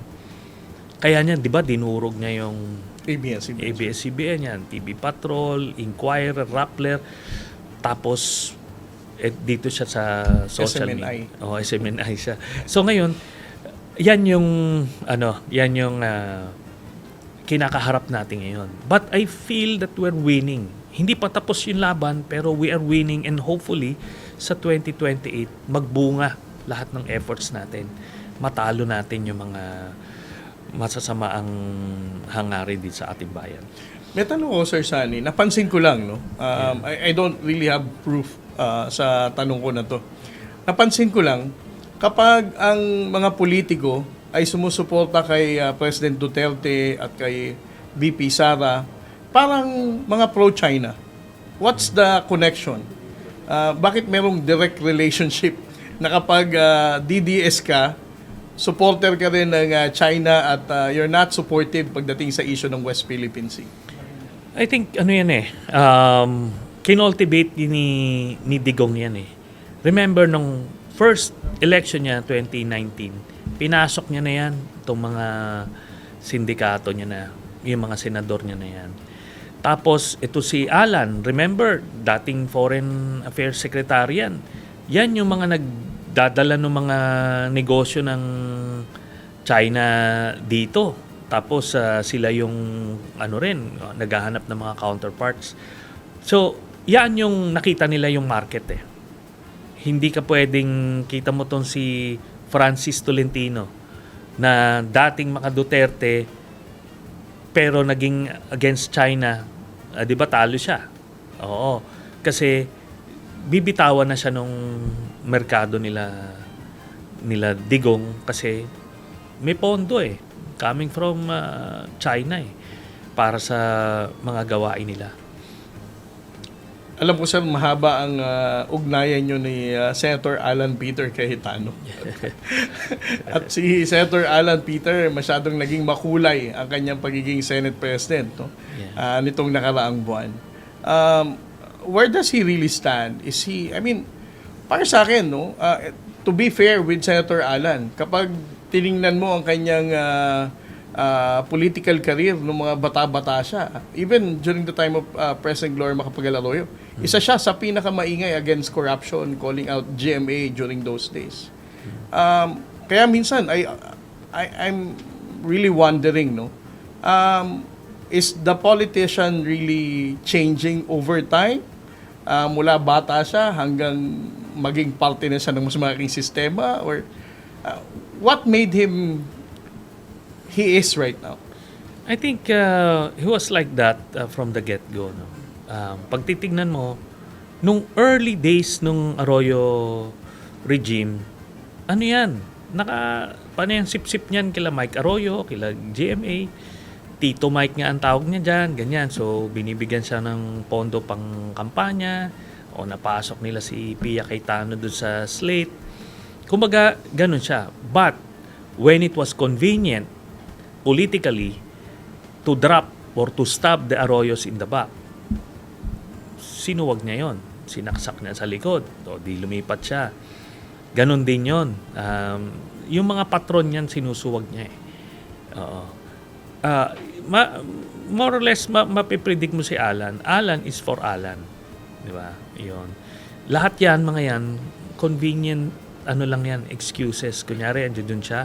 Pero ang sa kanya, is all about power. Nag-iiba yung anyo niyan pag nasa poder na. Pagka... Pagiging prayerful na yata, sir. Hindi, prayer.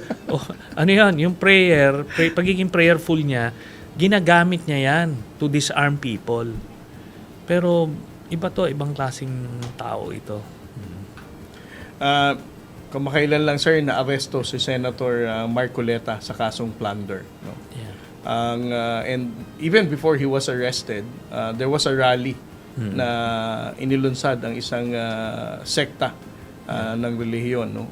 Do you support this kind of civic action, sir? Well, it's part of the democratic space. Pero at some point, may red line eh.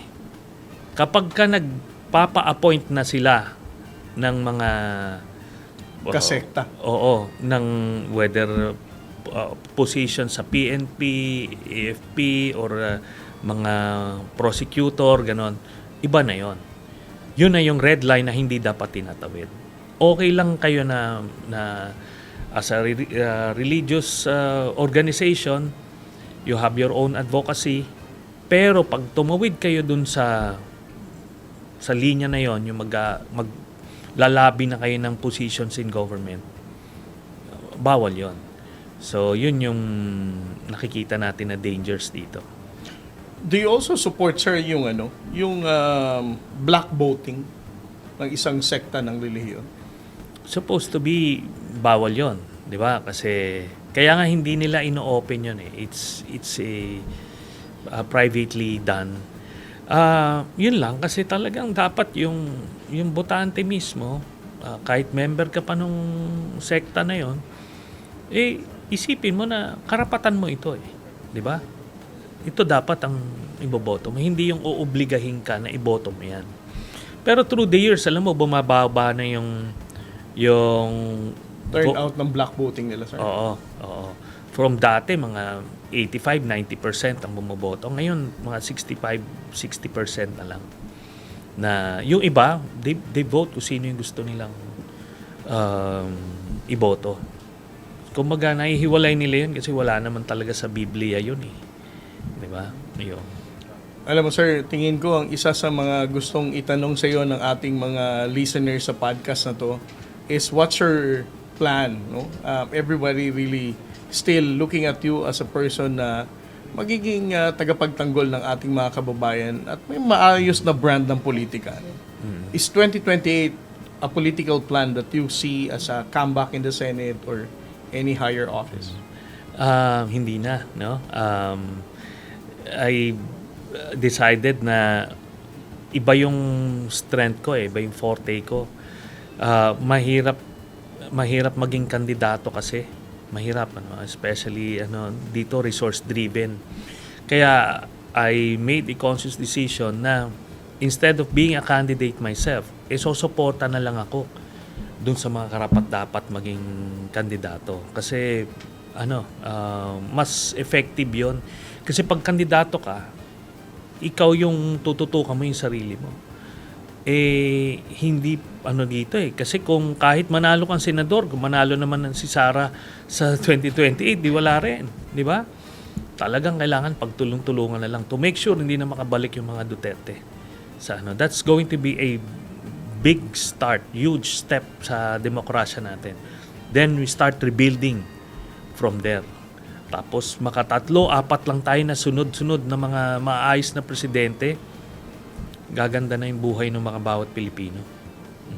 Thank you, sir. Sir, meron dito sa part ng podcast ko na magbabasa ako ng mga mean tweets And then I'll ask for your reaction. Sige. Para makapag-komento ka, sir. Okay ka ba dun, sir? Are Yeah. you Oh. game with that kind of Game tayo dyan. discussion, sir? So, eto, sir. Eto yung part ng podcast ko na ang tawag ko, sir. Real Talk. Eto, sir. Ang sabi ng isang Reddit user, ang ending righties pa rin si Trillanes. Isa siyang coup plotter. What's your response to this, sir? Ganun talaga eh. Hindi ko naman maikaila yun. Pero yung pag-label nun na righties, kailangan tignan din naman nila kung ano ba yung pinaglaban namin. Ganun lang. Ito naman, sir, galing sa X. Pag itong siguro si Trillanes nilagnat, ... for sure, kasalanan din ng mga Duterte. Parang it appears, sir, na lahat daw ng bagay sa Pilipinas, you always blame it with the Duterte. Ano naman yan? That's an exaggeration. Yun na lang yung defense nila eh. Ang problema kasi, whenever I bring up an issue na ito ay directly linked dahil sa mga ginawa ni Duterte the past 6 years, ayaw nilang tanggapin eh. Kaya gano'n na lang yung mga ad hominem remarks. Yes, sir. Ito naman, sir, galing Instagram. Ito yung tungkol sa pahayag mo daw, sir, about DILG Secretary John Vic Rimulya matapos ilabas ang ICC warrant against Senator Bato de la Rosa. When personal interest is a guilt, only sundalong kanin yan. Hindi ko nga maintindihan yung ano na yan, yung label na yan na sundalong kanin. Kanina ba nag-start to, sir? Awan ko, kay Gordon daw no? Pero yung nagsasabi naman dyan, baka nga hindi pa nag-ROTC. Sa YouTube naman, sir, ito yung comment tungkol sa pagtanggi sa aligasyon na tumanggap ka umano ng $2 million bilang suhol upang hikayatin ng ICC na imbestigahan ang war on drugs nung panahon ni dating Pangulong Duterte. Dapat bawiin ang amnesty niyan at ibalik sa kulungan. Talagang rebelde at komunista, nakakagulo sa bansa. Napakasinunghaling ni Trililing. Hudas, suhulan ni Duterte ang ICC para ikulong si Trililing. Pagbabayadan mo yung ginagawa mo, pag ikaw namatay, akala mo magbabayad ka. Naguluhan din ako sa grammar ng Tagalog niya, sir. Pero grabe yung ano niya, yung puot niya. Yung galit niya sa sir. Mamatay, pagbabayaran, ikulong, hudas. Yeah. Pero kita mo yan, righties kanina, ngayon, komunista naman. Di ba? So, yan. Yan yung mga labels na lang. Kaya nga sinasabi ko sa'yo, pagka in-embrace mo yung isang personalidad as a god, parang iniidolo mo, tapos binibira ko ng ganun, masakit yun sa kanila eh. Kaya yes, sir. Yun na lang. Yan ang words eh. Eto naman, sir, sa thread. Sa yung statement na malabo pa umano mapagbigyan ang hiling na interim release na dating Pangulong Duterte. Ang sabi ng isang netizen, kasing labo na makakuha pa to ng posisyon sa gobyerno. Kaya panay ang takol na lang sa SOCMED at media. Napaka-pathetic na talaga ng blank na to. Ngaw-ngaw na lang talaga ang magagawa eh. Kala mo talaga may kredibilidad pang natitira sa kanya. Hindi niya alam, mukha nang naglalakad na payaso. So, makita mo in their world, talagang they would have to believe na totoo yung ganyang pananaw nila. Kasi doon lang sila makakabawi sa akin. Parang ganon. Kasi, pero at the end of the day, 6 years si Duterte ginawa naman niya lahat di ba? But for some reason, I'm still standing. Pero ngayon siya, nandoon na siya sa dahig. Yun yung mahirap tanggapin ng ibang mga cult level followers niya. Sir, for my last and final question to you, sir. Naniniwala po ba kayo, sir, na ang West Philippine Sea ay para sa Pilipino? At bakit, sir? Maliwanag yon na para sa Pilipino yung West Philippine Sea. Si Pinoy ang nag-push nga niyan para West Philippine Sea. Ito anuhin natin, i-label natin. Kasi pag kayong default na South China Sea na yung buong lump na yon, parang in a way binibigay mo yon Pero yung hanggang EEZ natin, yun ang West Philippine Sea So, maganda yung ginawa ni President Aquino noon. Sinimulan niya, tapos nanalo yung kaso natin sa arbitral tribunal. Tayo na ngayong generation, kailangan na lang natin ipagpatuloy yun. Proteksyonan yung mga nasimula na yun.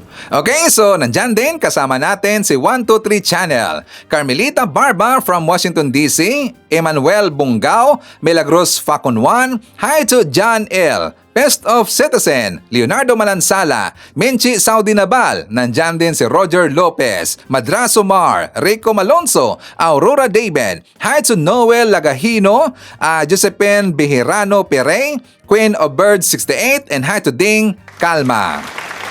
Okay, sa mga kababayan ko, yan ang ating manakalap na mga balita ngayong araw. Kung nakaabot ka po sa portion na to, sana nakapag-like na ho tayo. Libre po ang mag-share, libre din na mag-subscribe. Again, maraming salamat sa mga viewers na hindi nag-skip ng ating mga commercials.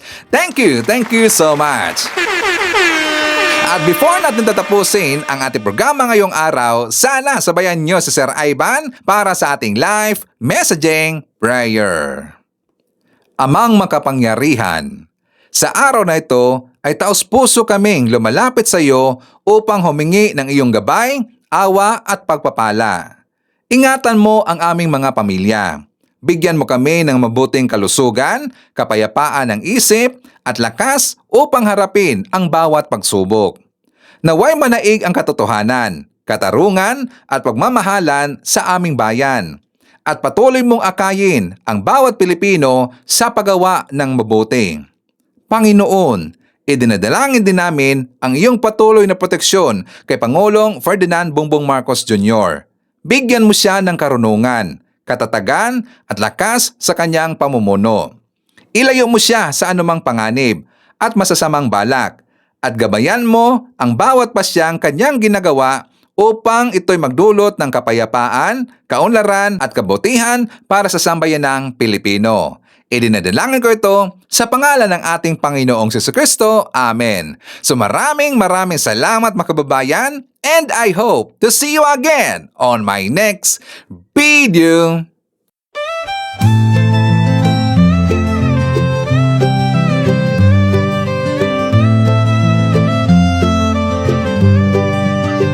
Sa bawat pagsikat ng araw, ikaw ay nandyan. Tinig mong matatag, sa amin ay gabay. Pag-asa ng bayan, pangakong totoo. BBM, isa kang totoong tao. Sa mahirap at api, ika'y sumusuporta. Tapat mong paglilingkod, lahat kami nakakita sa iyong pamumuno. Bayan ay umaangat, bagong Pilipinas, pangarap ay tapat. Ikaw ang aming BBM, Pangulong matapat. Sa puso ng masa, inaangat ating watawan. Sa hirap at ginhawa, ika'y kasama. Pilipinas ay papangon, dahil ikaw ang pag-asa. Mula Luzon, Visayas hanggang Mindanao, boses mo'y umaabot, dala ay pag-ahon. Magtulungan, magkaisa, sabi mo sa lahat, para sa bayan, ikaw ang aming alamat. Ang pangarap mong bansa, taas noo masagana, manggagawad magsa